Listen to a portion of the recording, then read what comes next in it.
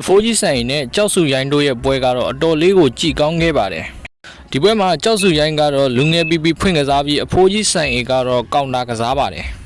ကြောက်စုရိုင်းကဒုတိယရှီမှာပွဲဖြတ်ရှင်ပုံရပါတယ်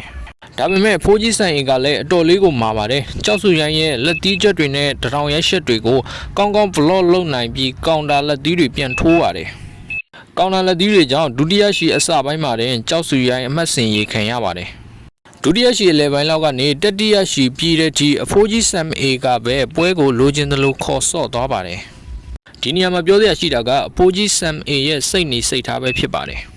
ကြောက်စုရိုင်းကိုဒုတိယရှီနဲ့တတိယရှီတွေမှာပွဲဖြတ်လို့ရပေမဲ့အမှတ်ဆုံးဖြတ်တိဆွဲခေါ်သွားတာကိုတွေ့ရပါတယ်သူ့အနေနဲ့တနိုင်ငံတည်းသားရှစ်တက်လူငယ်ကြောက်စုရိုင်းကိုအညွန့်ရှိုးကျင်မှုမရပါဘူးဖိုးကြီးရဲ့စိတ်ဓာတ်ကတော့လေးစားစရာကောင်းပါတယ်ဒီပွဲမှာလူငယ်ရှစ်တက်လေးကြောက်စုရိုင်းကိုအနိုင်ယူပြပြီးငါမအိုသေးချောင်းတက်တည်ပြသွားတာပဲဖြစ်ပါတယ်နောက်ပွဲကတော့ပရာဂျန်ချိုင်းနဲ့ပါ